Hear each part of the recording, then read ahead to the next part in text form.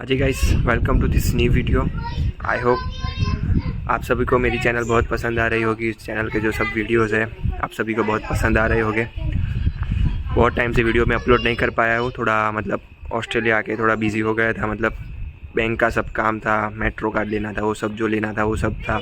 Renew भी start हो गई थी तो उसका भी सब कुछ करना, तो उस सब रीज़न के कारण मैं वीडियो नहीं बना पाया था। लेकिन आज थोड़ा फ्री था। ऐसे तो इवनिंग का बहुत काम है, मतलब असाइनमेंट और सब बहुत है, लेकिन मैंने सोचा चलो थोड़ा टाइम है तो अभी बना देता हूँ एक वीडियो।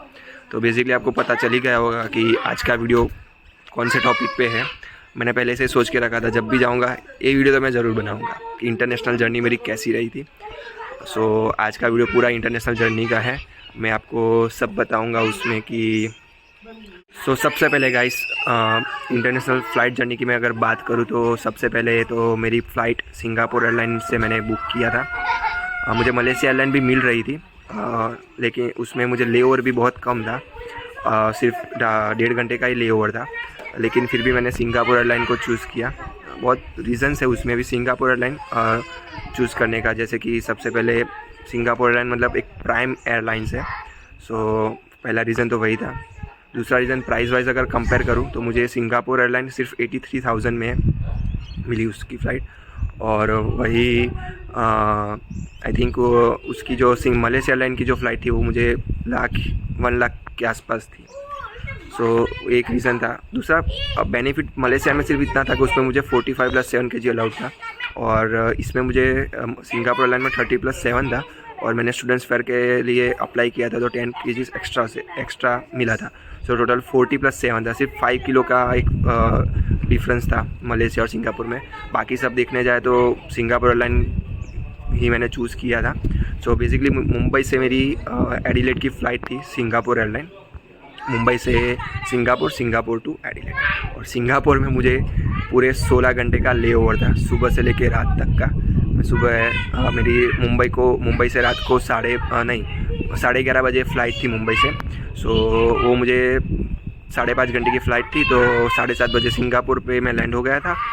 फिर रात को मेरी पूरा 16 घंटा मैं एयरपोर्ट में ही रहा था, बाहर नहीं गया था क्योंकि अकेला था, कुछ इतना पता होता नहीं है। सो मैंने सोचा भाई पहली फ़र्स्ट जर्नी है इंटरनेशनल, कोई रिस्क नहीं लेना है, शांति से बैठेंगे। बहुत इतना बड़ा एयरपोर्ट है, घूमा सब कुछ। हाँ गाइस, तो वैसे पूरा दिन मेरा वैसे निकल गया था। उसका भी मैं पूरा इन्फॉर्मेशन आपको दूंगा कि किस तरह से मैंने पूरा सिंगापुर एयरपोर्ट पे पूरा मेरा किस तरह से मैंने किया है, पूरा टाइम कैसे निकाला। सो 16 घंटा निकालने के बाद रात को मेरी फ़्लाइट थी फिर से 11:30 बजे। तो मुझे एडिलेड सुबह 9 बजे यहाँ पे मैं लैंड हो गया था। और सब अब मैं बात करता हूँ कि अगर आप जाते हो इंटरनेशनल फ़्लाइट के लिए, आप अगर जर्नी है आपकी, तो मतलब कौन कौन से डॉक्यूमेंट आपके साथ होने चाहिए। तो सबसे पहले आप सभी को पता है होगा, पासपोर्ट के बिना तो हो सकता है नहीं। तो सबसे पहले पासपोर्ट, आपका जो स्टूडेंट वीज़ा है, स्टूडेंट मतलब जो किसी भी वीज़ा पे जा रहे हो वो वीज़ा आपके साथ होना चाहिए। और स्टूडेंट वीज़ा और पासपोर्ट के साथ आपकी जो एयर टिकट जो आपने बुक की उसकी भी आप हो सके तो प्रिंट निकाल के जाना। वैसे तो फ़ोन पे भी चल जाता है, लेकिन प्रिंट निकाल के जाना।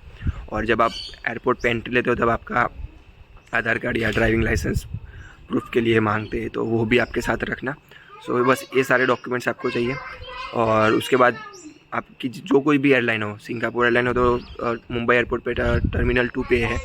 सो वहाँ से आपको गेट नंबर 2 से आपको 2 या मतलब वहाँ पे लिखा ही होता है गेट के बाहर कि कौन से गेट पे कौन कौन सी एयरलाइन का चेक इन है और सब है। तो उस गेट से आपको एंट्री लेनी है। सबसे पहले सिक्योरिटी आपका टिकट और सब कुछ देखेगा, आप प्रूफ, और वो देखने के बाद आपको एंट्री मिल जाएगी। वहाँ पे जाके आपको अंदर जो कुछ भी जो कौन सी मतलब जो भी आपकी एयरलाइन की जो एयरलाइन है वहाँ पे जाके आपको लाइन में खड़ा रहना है। आपके जो चेक इन बैग है, हाँ गाइस, तो जो चेक इन बैग है वो चेक इन बैग आपका मतलब जो आप बैग्स है वो वहाँ पे वेट करने के लिए रखने, जितना अलाउड है। मैं तो कहता हूँ उससे 1 किलो या आधा किलो कम लेके जाना। तो क्या है, वहाँ पे आपको बैग खोल के सामान निकालना ना पड़े, मेन चीज़ ये है। तो प्लीज़, मैंने भी ऐसा ही किया था। 40 किलो अलाउड था, 39 ही 2 बैग्स थी, एक का 19.5 था, एक का 19.6 था। सो इस तरह से करना, आधा आधा किलो दोनों बैग में मैंने कम रखा था। सो इस तरह से आप भी जितना आपको अलाउड है उससे हो सके तो चेक इन में 1 किलो कम 1-1.5 किलो कम रखना। सो चेक इन का मेरा हो गया। उसके बाद मेरी जो कैबिन बैग थी, जनरली उसका वेट नहीं कराते हैं, फिर भी मुझे बोला कि भाई रखो आप कितना वेट है। उसमें मैंने थोड़ा 7 kg अलाउड था, लेकिन उसका मेरा अराउंड 9 किलो जितना 8.8 समथिंग था। पहले वो मैंने रखा, उसने वेट देखा जो ऑफिसर थे वहाँ पे, फिर कुछ सोच रहे थे। मुझे लगा कि अब सामान निकालने के लिए ना बोले तो अच्छा है, लेकिन थैंक गॉड वो हुआ नहीं।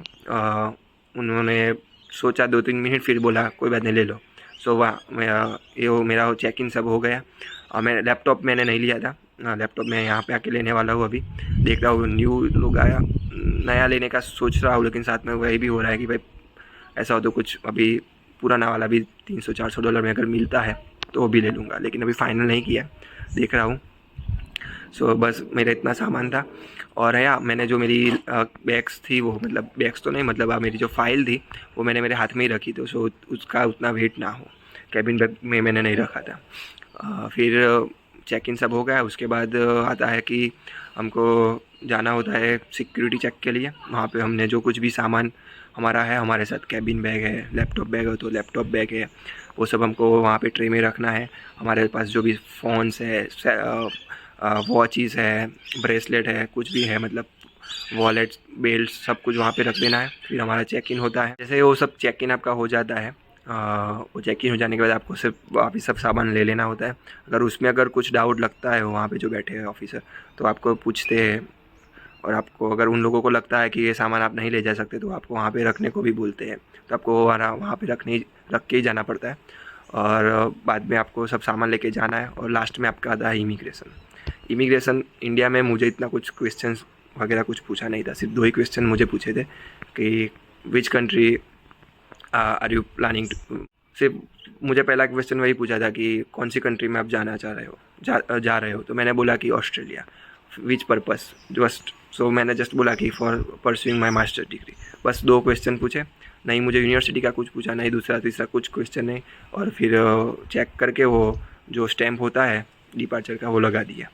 सो बस बेसिकली इंडिया में तो प्रोसीजर इतना ही होता है जो मैंने अभी आपको बताया। ये सब प्रोसीजर करने के बाद आपका जो बोर्डिंग, यहाँ मैं बोर्डिंग पास का बताना भूल गया। जैसे आप चेक इन बैग आपका कंप्लीट, चेक इन का आपका प्रोसीजर कंप्लीट होता है, आपको वहाँ पे ही बोर्डिंग पास मिल जाता है। और आपको दोनों बोर्डिंग पास मिल जाते हैं। मुझे भी मुंबई से सिंगापुर, सिंगापुर से एडिलेड, दोनों का वहीं मुंबई पे ही मिल गया था। सो जो सिंगापुर टू एडिलेड का है वो आपको संभाल के रखना, मैंने संभाल के रखा था फाइल में, आप भी संभाल के रखना, क्योंकि बोर्डिंग पास अगर वहाँ पे कुछ गुम हो गया, कुछ हुआ फट तो दिक्कत हो सकती है। सो वो भी आप संभाल के रखना। सो या बोर्डिंग पास आपको चेक इन हो जाने के बाद मिल ही जाता है वहाँ से। और इमिग्रेशन ख़त्म होने के बाद आपको जो बोर्डिंग पास पे जो गेट नंबर लिखा होता है, वो गेट नंबर के बाहर जाके आपको वेट करना है। जब बोर्डिंग का टाइम ओपन होता है, सो आपको 1 बाय 1 आपको प्लेन में ले जाते हैं। और प्लेन की जर्नी तो मैं बताऊँ, मतलब एकदम टॉप क्लास रही थी सिंगापुर एयरलाइन में। मुझे पता भी नहीं चला कि मतलब मैं घर पे ही हूँ ऐसा ही मुझे फील हो रहा था। इतनी अच्छी फ़्लाइट जर्नी थी मेरी, दोनों फ्लाइट मेरी इतनी अच्छी थी। और नाइट जर्नी थी मेरी दोनों, तो मुझे तो कुछ देखना तो था नहीं नाइट में बाहर, तो दोनों फ्लाइट में मैं आराम से सो गया था। मतलब मेरी जो नींद थी वो मैंने पूरी कर ली थी फ़्लाइट में ही। सो बहुत कुछ ऐसा कुछ दिक्कत नहीं था। और फ्लाइट में भी ऐसा लग नहीं रहा था कि इतना हिल रहा है या कुछ हो रहा है या कुछ भी, एकदम कॉन्स्टेंटली चल रही थी, एकदम स्टेबल होके, मतलब मज़ा आया। फ़्लाइट में भी कुछ दिक्कत नहीं हुई, नहीं लैंडिंग टाइम, नहीं टेक ऑफ के टाइम, मतलब अच्छा रहा भगवान जी की कृपा से। सो या सिंगापुर से मतलब मुंबई से मेरी फ़्लाइट 12 मार्च को रात को 11:30 बजे टेक ऑफ हुई। सुबह मैं सिंगापुर उतरा। सिंगापुर का मैंने पूरा भी मैं आपको बताने वाला हूँ। मैंने जो कुछ भी मतलब वहाँ पे एक्सप्लोर किया है वो सभी का मैंने वीडियो सब बनाया है, तो वो सब मेरा पोर्शन अभी वीडियो में वो स्टार्ट होगा। और उसके बाद मैं एडिलेड का मैं उसके बाद का वीडियो में बाद में देता हूँ। You're the light, you're the night, you're the color of my blood. You're the cure, you're the pain, you're the only thing I wanna touch. Never knew that it could mean so much, so much. You're the fear, I don't care, 'cause I've never been so high. Follow me through the dark, let me take you past. So guys ये है terminal 3। यहाँ पे जो arrival gates, sorry departures gates है A1 to A8, यहाँ पे आप देख सकते हो। सो या A1 to A8 जो गेट्स है डिपार्चर के, ये यहाँ पे है। वहाँ पे इंफॉर्मेशन डेस्क है, आपको अगर कुछ भी समझ नहीं आ रहा, कुछ भी पूछना हो तो आप वहाँ से पूछ सकते हो। और बाकी सब पे कॉफ़ी की शॉप्स है एंड या मतलब वाइन्स की है यहाँ पे शॉप, सब ड्यूटी फ्री आइटम्स होती है ये सारी। सो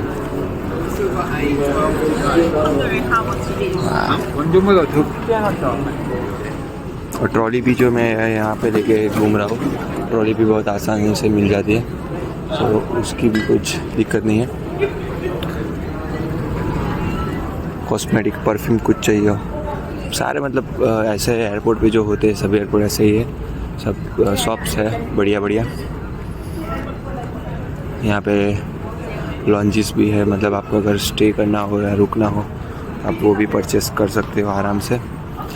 उसका मतलब रेंट होता है अराउंड मतलब 3 आवर्स पे होता है, 3 आवर्स, 5 आवर्स, 10 आवर्स, आवर्स के बेसिस पे $75, $100, $200 इस तरह के होते हैं।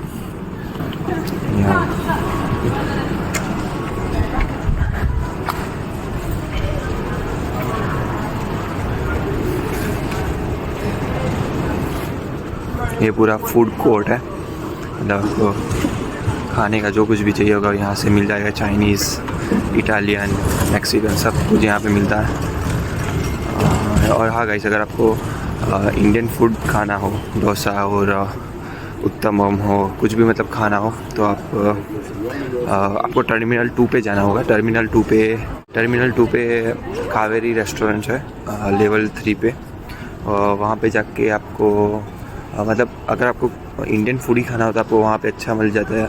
मैंने वहाँ पे जाके डोसा खाया, वो अराउंड $9 या $10 समथिंग था। एंड मैंने आई थिंक हाँ सुबह मसाला चाय भी पिया था, वो $3.5 की थी। और कॉफ़ी शाम को कॉफ़ी पिया, वो अराउंड $2 की थी। सो या अगर आपको डोसा, वहाँ पे डोसा, समोसा, इडली, रवा सब कुछ वहाँ पे मतलब था। मतलब इंडियन जो हम टिपिकल इंडियन जो फूड्स होते हैं नॉर्मली, वो सारे वहाँ पे मिल जाते हैं। सो अगर आपको सिंगापुर एयरपोर्ट पे आए हो और अगर इंडियन फूड खाना हो तो आप टर्मिनल 2 पे स्काई ट्रेन के थ्रू जा सकते हो, किसी भी टर्मिनल पे हो, उससे कुछ फ़र्क नहीं पड़ता। वहाँ पे जाके आपको सिर्फ लेवल 3 पे जाना है और वहाँ पे आपको कावेरी इंडियन रेस्टोरेंट मिल जाएगा। सो आप वहाँ से परचेस करके खाना खा सकते हो। सो या गाइस,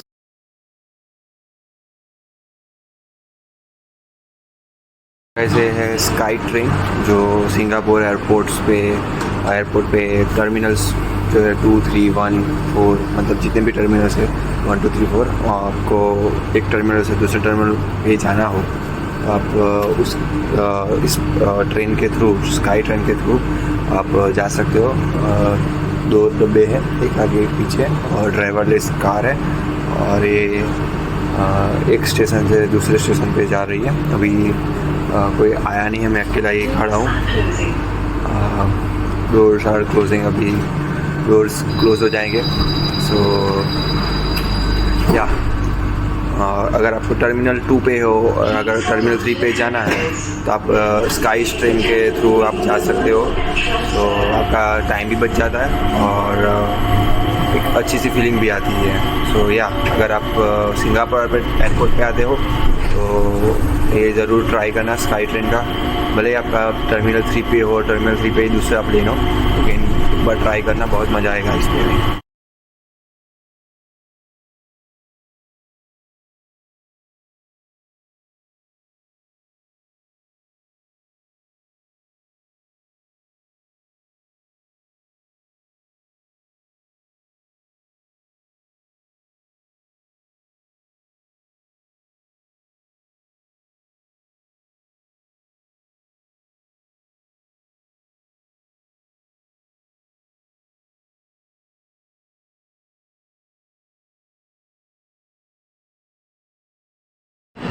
गाइस यहाँ देख सकते हो, यहाँ पे इलेक्ट्रॉनिक्स का भी शॉप है। मतलब आपको कुछ लैपटॉप्स है, फ़ोन है, हेडफोन्स है।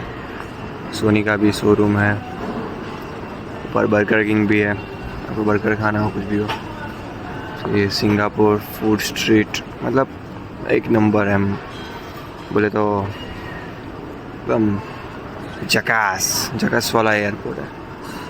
मुंबई का एयरपोर्ट भी ऐसा है, लेकिन मुंबई से भी बहुत बहुत बहुत बड़ा है सिंगापुर एयरपोर्ट है। क्लीन भी इतना है, मतलब आपको लगता ही नहीं है कि मतलब इतने पैसेंजर्स आते हैं डेली के, फिर भी यहाँ पे इतना क्लीनलीनेस है कि टॉयलेट्स भी इतने क्लीन है, फ्लोर्स भी इतने क्लीन है, मतलब बहुत बहुत बहुत बढ़िया।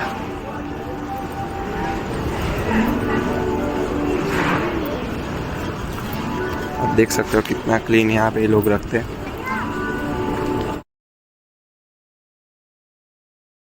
यहाँ पे स्क्रीन होती है, आप स्क्रीन पे अपनी फ़्लाइट की इन्फॉर्मेशंस भी देख सकते हैं कि कौन से गेट पे नेक्स्ट फ़्लाइट है, कौन से टर्मिनल पे है, कितने बजे चेक इन गेट ओपन होगा, सब यहाँ पे डिस्प्ले पे शो हो जाता है। सो आप यहाँ से ये सब भी इंफॉर्मेशन कलेक्ट कर सकते हो।